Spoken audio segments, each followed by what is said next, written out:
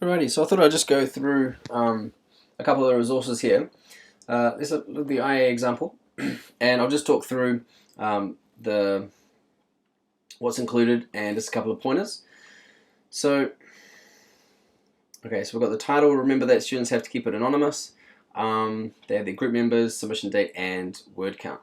I would get them to have a relevant header. Contents page, I think, is actually they don't have to have it.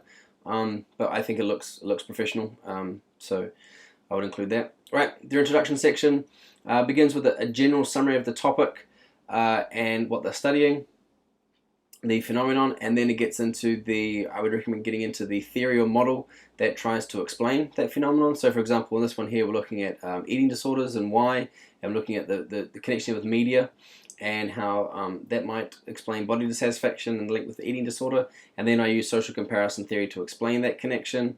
And then we get into the study, and the theory explains the results of that study. And then I get into the aim of this present study. And then a couple of sentences here explaining why this is relevant. Now, just a reminder that I've used a study here deliberately that students would not be able to do for their IA because it'll save them, save any plagiarism issues. And they don't have to format it like this with the IVDV, but to me it just made sense to do that. And then I've got my hypotheses. Then we get into the exploration.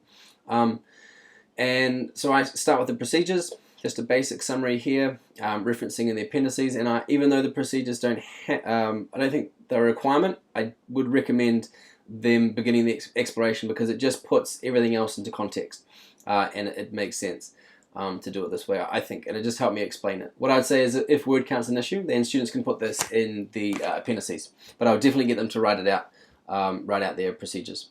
All right, then I would also encourage the use of headings and subheadings for them as much as for you marking it and for the moderator. But same process for all of these. They state what they did, how they did it, and why they did it.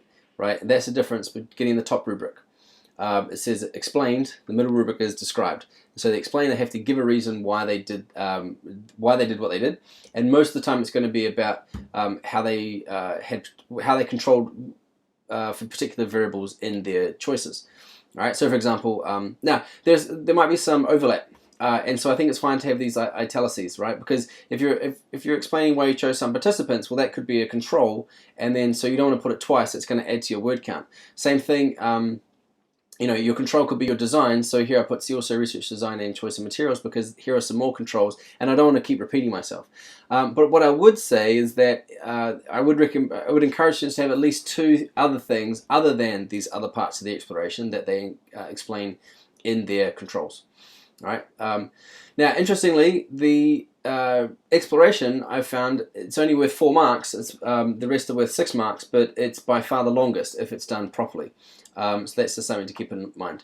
The template has an idea of I sort of use this as a basis of how much words to include, and that's in the template. You can find that there.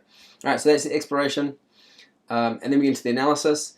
So students should have a paragraph like this that summarizes their results, and that talks about their dispersion as well as their the central tendency, the averages. Okay. And there's a little bit of analysis here, right? Both conditions had an average.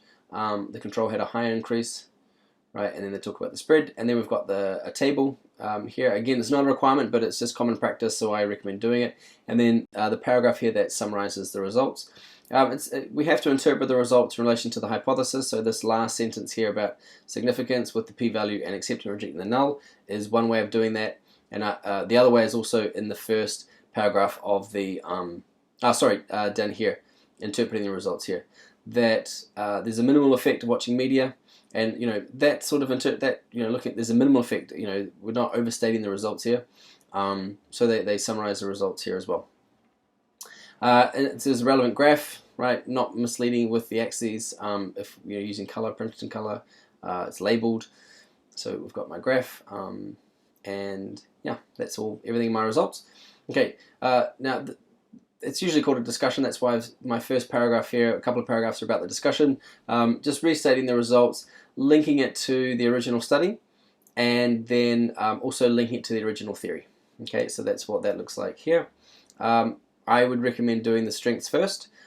These strengths, I would say I could probably do a better job of these. I think they're okay, they do the job, but there's probably room for some development here. But sometimes, honestly speaking, explaining the strengths is pretty hard without repeating yourself what you've already done in your design. So yeah, it's a little bit tricky there. But I think the limitations, modifications is where you should, and where students should spend more time.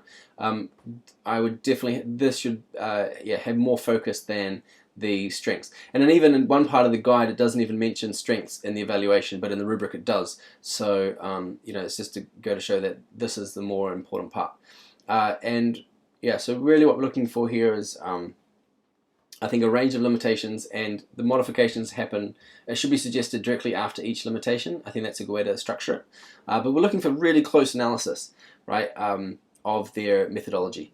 And the tools they used, the materials they used, how they conducted it, And then we've got references using AP8. You see I've used a range, and then we get into the appendices. So we've got my raw data, screenshot of my inferential statistics, informed consent. This is the debriefing email. The questionnaire, one of the materials that I used, standardized instructions, and screenshots because I used videos with some comments.